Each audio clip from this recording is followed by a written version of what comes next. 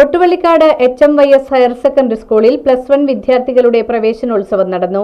വടക്കേക്കര ഗ്രാമപഞ്ചായത്ത് പ്രസിഡന്റ് രശ്മി അനിൽകുമാർ ഉദ്ഘാടനം നിർവഹിച്ചു. കൊട്ടുവള്ളിക്കാട് HMYS ഹയർ സെക്കൻഡറി സ്കൂളിൽ 1ാം വർഷ വിദ്യാർത്ഥികളുടെ പ്രവേശനോത്സവം നടന്നു. PTA പ്രസിഡന്റ് രാജീവ് അഞ്ചിപ്പുരയ്ക്കൽ അധ്യക്ഷത വഹിച്ച ചടങ്ങ് വടക്കേക്കര ഗ്രാമപഞ്ചായത്ത് പ്രസിഡന്റ് രശ്മി അനിൽകുമാർ ഉദ്ഘാടനം ചെയ്തു.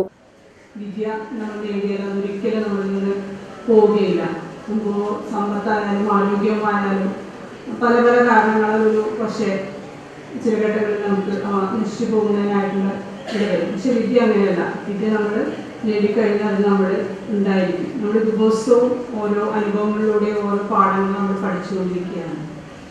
രാജ്യസഭാ മെമ്പർ P. സന്തോഷ് കുമാർ MP-യുടെ ഫണ്ടിൽ നിന്നും അനുവദിച്ച ലാപ്ടോപ്പുകളുടെ വിതരണോദ്ഘാടനം പറവൂർ ബ്ലോക്ക് പഞ്ചായത്ത് പ്രസിഡന്റ് കമല സദാനന്ദൻ നിർവഹിച്ചു.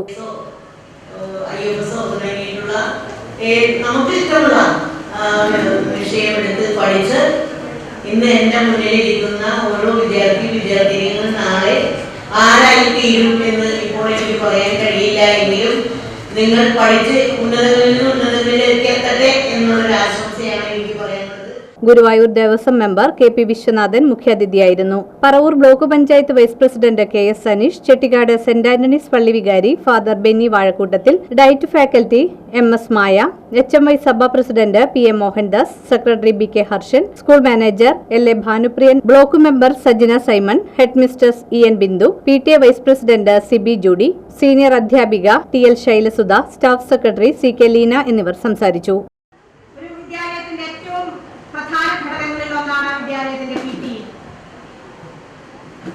കഴിഞ്ഞ തുടർച്ചയായി 2ാം വർഷവും നമ്മുടെ PTA പ്രസിഡന്റായി അധ്യക്ഷ സ്ഥാനം അലങ്കരിക്കുന്ന ശ്രീ രാജീവ് പഞ്ചിപ്പുരക്കൽ, അദ്ദേഹം കുറച്ചുകൂടെ ഒരു ജനകീയനായതുകൊണ്ട് തന്നെ മറ്റുള്ള സാമൂഹിക സാംസ്കാരിക പ്രസ്ഥാനങ്ങളിൽ പങ്കെടുക്കുന്ന ഒരു വ്യക്തിയായതുകൊണ്ട് തന്നെ നമ്മുടെ വിദ്യാലയത്തിനെ വേറെ കാഴ്ചപ്പാടിലൂടെ കൊണ്ടുപോകാനും അഭിപ്രായങ്ങളിലൂടെ തന്നെ മുന്നോട്ട് നയിക്കുവാൻ അദ്ദേഹത്തിന് സാധിച്ചു പോരുന്നുണ്ട്.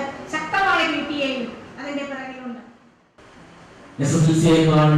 കൂടുതൽ പഠിക്കുവാനും കൂടുതൽ മനസ്സിലാക്കുവാനും കഴിഞ്ഞ കാലങ്ങളിൽ പഠിച്ചതിനേക്കാളൊക്കെ കൂടുതൽ അക്ഷീണ പ്രയത്നം നടത്തിയാൽ മാത്രമേ +2-ൽ ഉന്നതമായ വിജയം നേടാൻ സാധിക്കുകയുള്ളൂ.